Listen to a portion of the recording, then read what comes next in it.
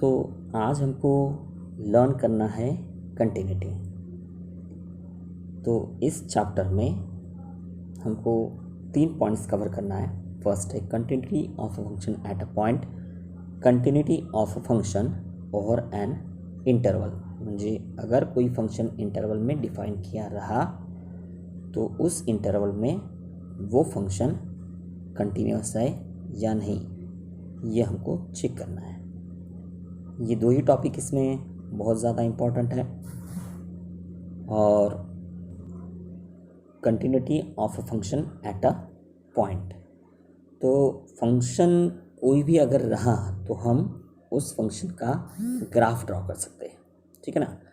कोई भी फंक्शन अगर रहा तो उसका हम ग्राफ ड्रॉ कर सकते हैं। और वो फंक्शन अगर विदाउट जंप या फिर विदाउट ब्रेक अगर है, उस फंक्शन का ग्राफ में कहीं पर भी कोई जंप नहीं है, ब्रेक नहीं है या फिर गैप नहीं है, तो उस फंक्शन को हम कंटिन्यूअस फंक्शन कहेंगे।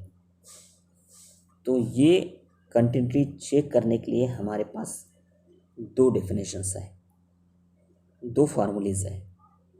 तो फर्स्ट में तो फंक्शन जो है ये किसी पॉइंट पर हमको डिफाइन किया रहेगा।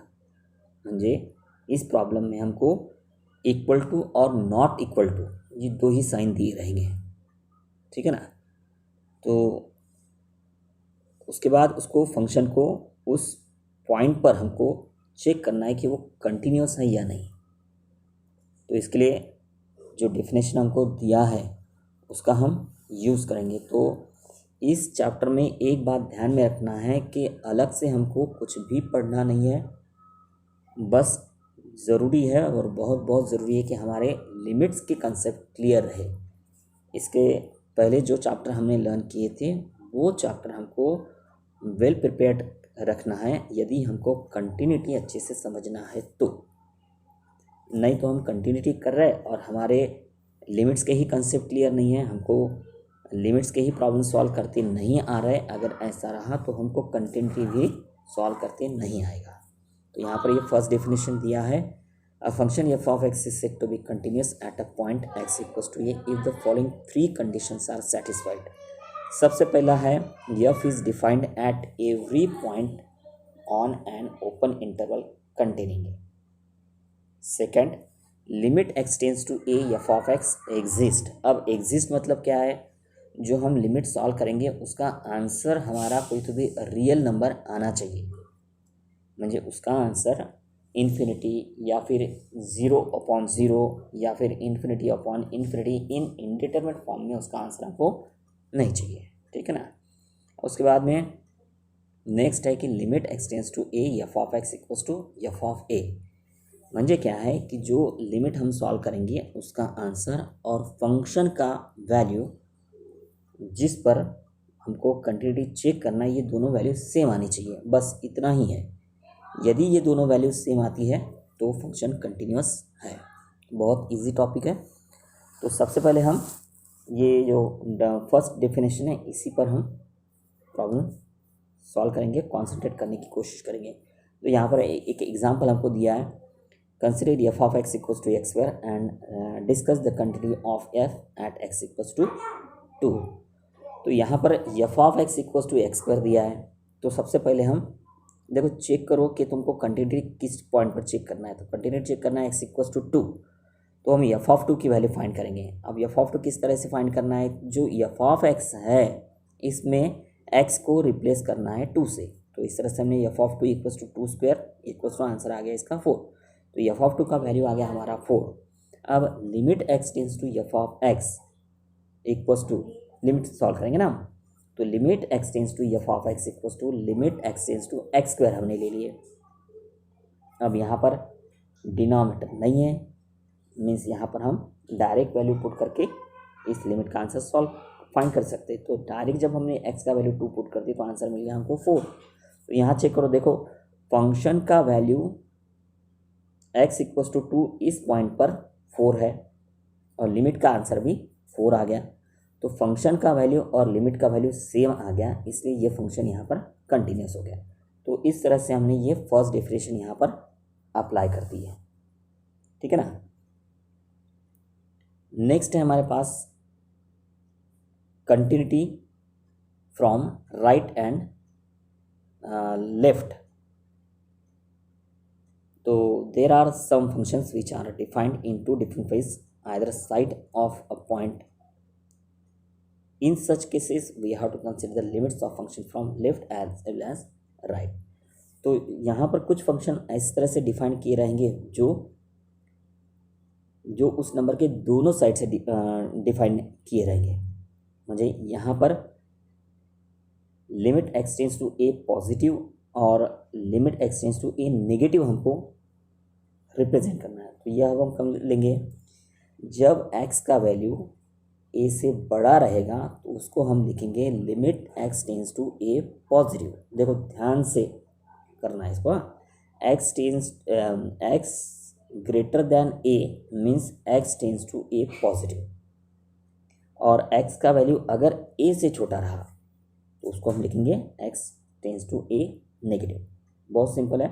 देखो कोई भी अगर नंबर रहा तो उसके लेफ्ट हैंड साइड में जो नंबर्स रहेंगे वो छोटे रहेंगे, म्हणजे x की वैल्यूज़ ये लेफ्ट हैंड साइड से अगर जाती है तो ये x की वैल्यू छोटी रहेगी a से, इसलिए हम कहेंगे कंटिन्यूटी फ्रॉम लेफ्ट।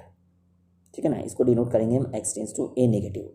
और अगर x का वैल्यू किसी नंबर से बड़ा है, म्हणजे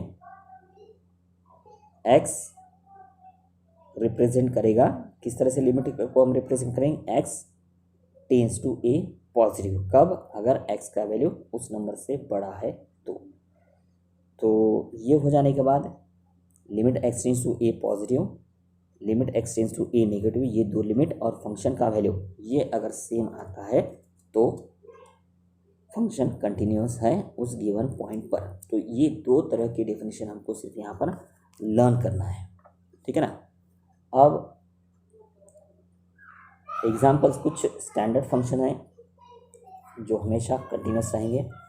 कांस्टेंट फंक्शन, ये हमेशा फंक्शन कंटिन्यूअस रहेगा। कांस्टेंट मीन्स कोई भी नंबर अगर रहा, जैसे F of x equals to 5 means constant है तो ये कांस्टेंट फंक्शन है, तो ये हमेशा कंटिन्यूअस रहेगा।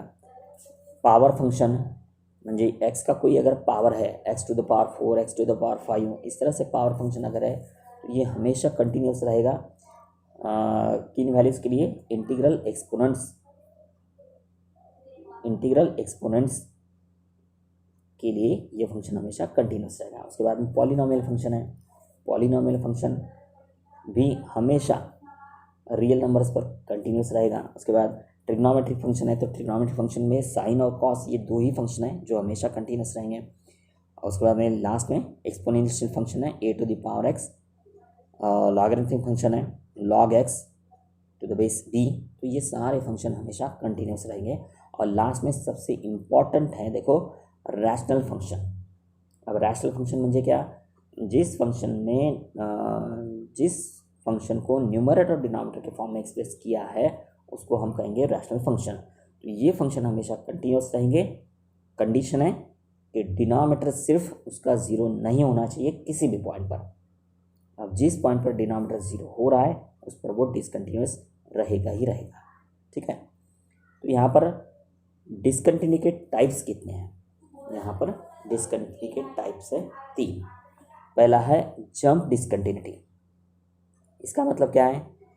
तो जो लिमिट, नेगेटिव लिमिट और पॉजिटिव लिमिट, नेगेटिव लिमिट और जो पॉजिटिव लिमिट जब हम सॉल्व करेंगे तो ये, इसका मतलब ये एग्जिस्ट रहेंगी लेकिन इसका आंसर डिफरेंट रहेगा। नेगेटिव लिमिट का आंसर अलग आएगा, पॉजिटिव लिमिट का आंसर अलग आएगा, तो ये हो गया जंप डिसकंटिन्यूटी।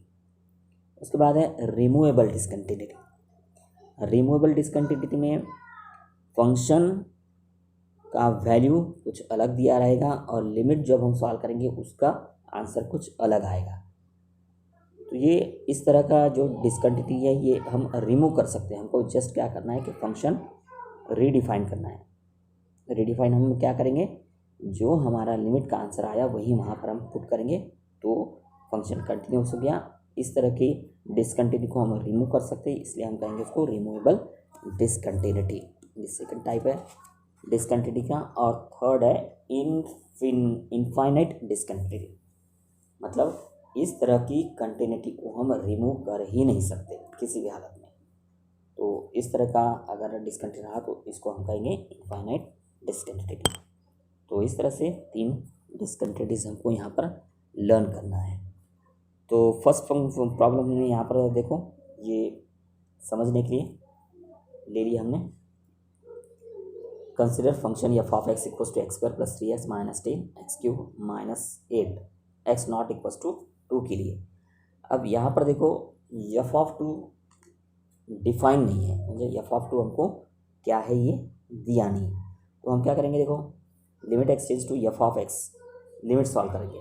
लिमिट सॉल्व करते समय हमने न्यूमरेटर को फैक्टराइज कर दिए, डिनोमिनेटर को फैक्टराइज कर दिए, और जो एक कॉमन फैक्टर है उसको हमने कैंसिल कर दिए। उसके बाद में लिमिट जो है ये डायरेक्ट मेथड में कन्वर्ट हो गया, क्योंकि डिनोमिनेटर में जब हम वैल्यू पुट करेंगे एक्स का तो डिनोमिनेटर 0 नहीं हो रहा है, तो वैल्यू हम पुट कर सकते।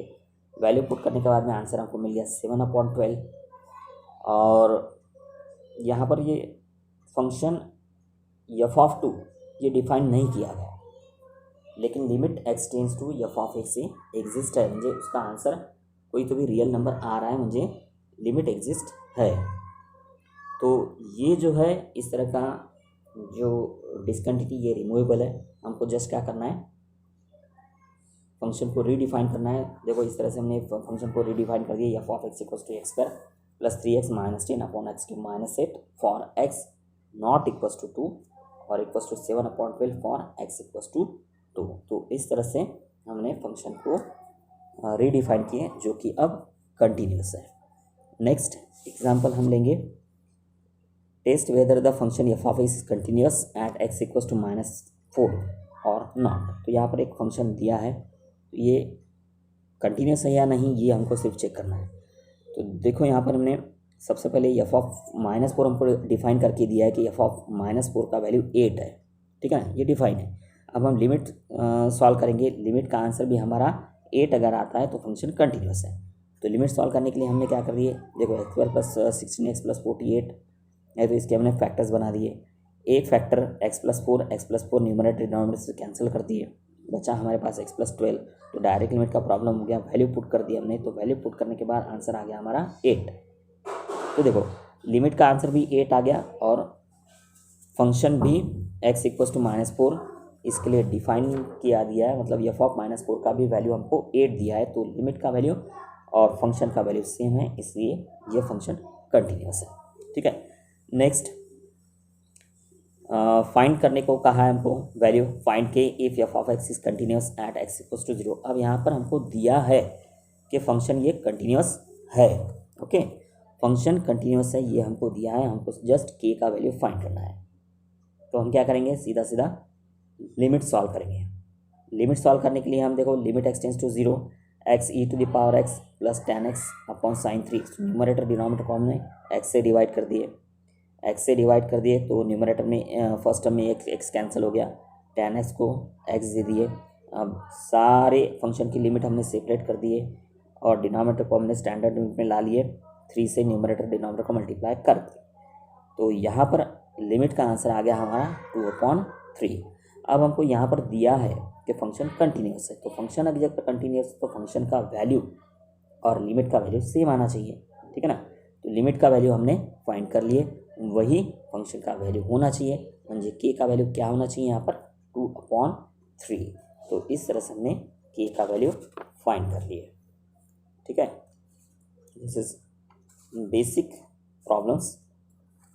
So that's all for today.